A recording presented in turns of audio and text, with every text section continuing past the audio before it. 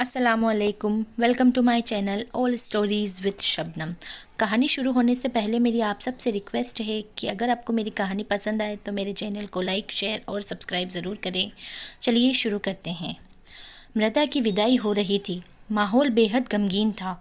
हालांकि इन दिनों लड़कियां विदाई के अवसर पर ज़्यादा रोती नहीं हैं, लेकिन मृदा के आंसू रोके नहीं रुक रहे थे। इसकी वजह थी मृदा अपने माँ बाप की इकलौती संतान थी। स्वाभाविक है, माँ बाप से बेहद लगाव था, लेकिन साथ ही साथ उसके पिता डायबिटीज़ और मम्मी अस्थमा की मरीज़ थी। इनकी वजह से मृदा बेहद परेशान थी।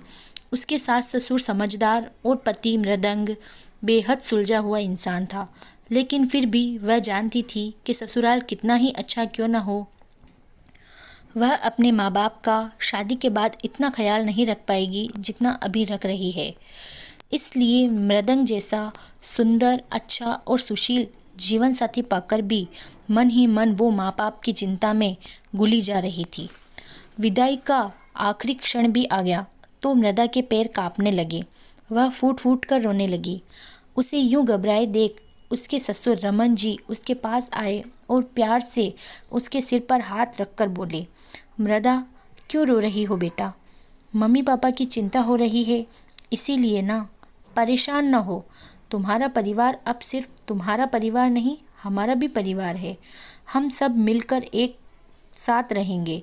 मृदा के मुंह से सुबकी के अलावा कुछ ना निकला, क्योंकि वह समाज का सच जानती थी। उसका रोना न रुका तो उसकी सास वाणी उसके पास आई और उसे बाहों में भरकर बोली, अरे ओ पागल लड़की, तेरी परेशानी हम समझ रहे हैं। वह देख उसका समाधान। मृदा ने तुरंत अपनी आंखें उठाई जिधर उसकी सास ने इशारा किया था और उस ओर टिका दी। वहाँ एक दूल्हा दुल्हन की कार खड़ी थी, पूरी तरह से सजी हुई, और उसके ही बगल में एक दूसरी कार भी उसी तरह से सजी हुई खड़ी थी। उसने हैरत से अपनी सास की ओर देखा। सास ने मुस्कुराकर कहा, इस गाड़ी में तुम विदा होना और उसमें हमारे साथ हमारे समधी समधन जी आएंगे, तो रोने की क्या ज़रूरत है। यह बात सुनकर मृदा संग वहाँ खड़ा हर व्यक्ति हैरान रह गया कि आखिर माजरा क्या है। यह बात सुन मृदा की मम्मी मृदुला तुरंत बोल पड़ी, अरे ये क्या कर रही है बहन जी? ऐसा कैसे हो सकता है? क्यों क्यों नहीं हो सकता? रमन जी बीच में बोल पड़े, जो कि उसके ससुर थे। लेकिन भाई साहब, बेटियों की विदाई में माँ बाप साथ नहीं जाते हमारे समाज में, ये आप जानते हैं। इस बार शब्द मृदा के पिता मोहन के थे। अरे भाई साहब, मृदा आपकी इकलौती संतान है और मृदंग हमारी इकलौती संतान, तो फिर दोनों कामकाजी है। भला इतना वक्त इनके पास कहाँ रहेगा कि यह दोनों परिवारों को संभाल सकेंगे? आप दोनों को भी स्वास्थ्य संबंधी समस्याएं हैं और हमें भी। ऐसे में चारों साथ रहेंगे तो एक दूसरे का बेहतर ख्याल रख सकेंगे और बच्चों को भी एहसास ना होगा कि उनके माँ बाप अकेले हैं। आखिर महंगाई के इस दौर में दोनों का कमाना भी तो ज़रूरी है। वाणी ने अपनी बात स्पष्ट की। लेकिन बहन जी, मृदुला ने अपनी बात पूरी की उससे पहले ही रमन जी बोल पड़े, कोई लेकिन वेकिन नहीं। मृदुला जी, आप हमारे साथ ही रहेंगे। कभी आप हमारे घर रह लेना तो कभी हम आपके घर। लेकिन रमन जी, समाज क्या कहेगा? इस बार मोहन जी ने वापस चिंता रखी। समाज की मत सोचिए मोहन जी, माहौल बदल रहा है तो परंपराएं भी बदलनी चाहिए। अब अधिकतर लोग एक ही संतान रखने लगे, तो ऐसे में किसी को तो पहल करनी होगी ना, नई रीत की, नई शुरुआत की। तो चलो हम ही शुभारंभ कर देते हैं, रमन जी ने मुस्कुराते चेहरे के साथ कहा।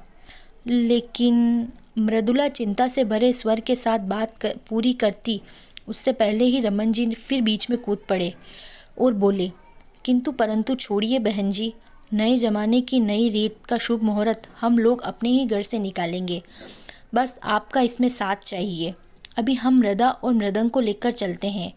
आप यहाँ का सारा काम निपटा लीजिए और यह दोनों जाएंगे हनीमून पर और हम चारों जाएंगे पिकनिक पर।